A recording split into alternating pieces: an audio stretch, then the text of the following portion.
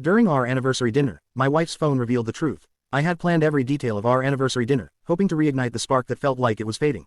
I wanted it to be perfect, a romantic evening to remind us of the love that once burned so brightly. What I found instead, on her phone, was a truth so devastating it extinguished every last flicker of hope, leaving only ashes behind. My name is Mark, I am 35, and this is the story of how our anniversary dinner became the final, brutal act in the tragedy of my marriage. It was our 5th wedding anniversary. 5 years, a milestone, or so I thought. My wife, Sarah, 33, and I had been together for almost 10 years in total, a decade that felt like a lifetime. We had met in college, young and full of dreams, convinced we were soulmates.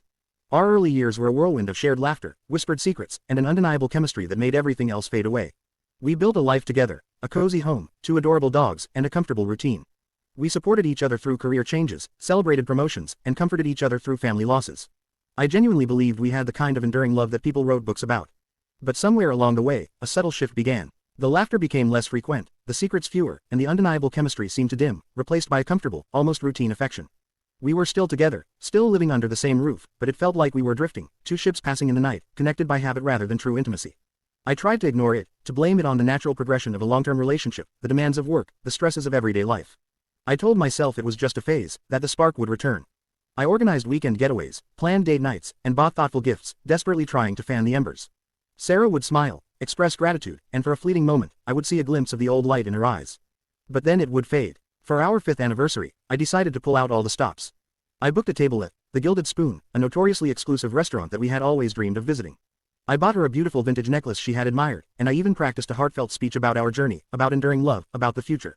I was determined to make this night a turning point, a reaffirmation of our commitment. As we got ready, there was an air of strained politeness. Sarah looked stunning in a deep emerald dress, but her smile felt a little too forced, her eyes a little too distant. I pushed my unease aside. Tonight, I told myself, would change everything. The restaurant was as elegant as I had imagined. Soft lighting, hushed conversations, the clinking of crystal glasses. I felt a surge of hope, a belief that this was exactly what we needed. We ordered champagne, and I raised my glass. To us, I said, my voice full of genuine emotion, to 5 incredible years, and to many more. Sarah smiled, clinked her glass against mine, and took a sip. To us, she echoed, but her gaze seemed to wander, her mind elsewhere.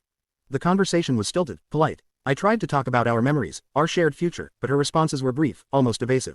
She kept glancing at her phone, which was sitting face down beside her plate. A subtle flutter of anxiety began in my stomach. I told myself it was work, that she was just busy. But a part of me, a small, dark part, knew it was something else. Then, disaster struck, or perhaps, fate intervened. Sarah excused herself to go to the restroom. She left her phone on the table, face down. I stared at it, a black rectangle, innocuous and silent. But in that moment, it felt like a ticking time bomb. A battle raged within me. My rational mind, the part that believed in trust and respect, screamed at me to leave it alone. My gut, however, the primal, fearful part, pulsed with an undeniable urge to flip it over. It was our anniversary dinner, the night I had planned to save our marriage. But the distance in her eyes, the stilted conversation, the constant, subtle glances at that phone, it all coalesced into an unbearable suspicion. What would you do in that situation? Would you invade her privacy for a truth you might not want to know, or would you try to hold on to the fragile hope you still had? My hand, as if acting independently, reached out. My fingers brushed the cool glass. I hesitated for a split second, my heart hammering against my ribs, and then, with a slow, deliberate movement, I flipped the phone over. The screen illuminated, displaying her lock screen. And then, a notification popped up. A message. From Alex. Thinking of you. Can't wait for tomorrow. My world stopped. The hushed elegance of the restaurant, the soft clinking of glasses, the murmur of conversations, it all faded into an indistinct blur. Only those words, from Alex, shone with a blinding, terrifying clarity. Thinking of you. Can't wait for tomorrow. Alex. I didn't know an Alex. Not a male Alex, anyway. A cold dread, far worse than any anxiety I had felt before, spread through my veins. It was the sickening certainty of betrayal. My thumb, again acting on its own accord, hovered over the notification. I knew what I was about to do was wrong, a violation of trust, but the urge to know, to truly understand the depth of this apparent deception, was overwhelming. I unlocked her phone. Her password was still our shared anniversary date, a cruel irony. My eyes scanned her recent messages, and there it was, a string of conversations with Alex. Flirtatious, intimate, planning secret rendezvous, photos that confirmed my darkest fears. My stomach churned, a wave of nausea washed over me. The pain was immediate, sharp, and suffocating. It felt like someone had reached into my chest and ripped out my heart. 5 years, 10 years, all of it, a lie. The distant smiles, the evasive answers, the fading spark, it all made a horrifying, devastating sense now. I quickly scrolled through, my eyes blurring with unshed tears, gathering enough information to confirm the undeniable. This wasn't a casual flirtation, this was an ongoing affair, a carefully constructed double life. I heard the gentle murmur of voices approaching. Sarah was coming back. I locked the phone, flipped it back over, and slid it into its exact previous position, my hands trembling violently.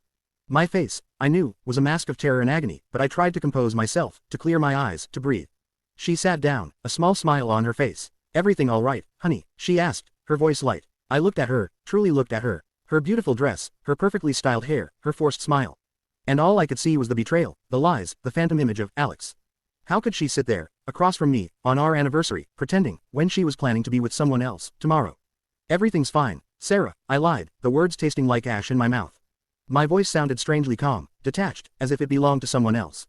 The rest of the dinner was a blur of forced smiles, hollow conversation, and the constant, crushing weight of the truth. I don't remember what we ate, what we talked about, or even how we got home. All I remember is the searing pain in my chest, the image of those messages burned into my mind, and the terrifying knowledge that my entire world had just fallen apart.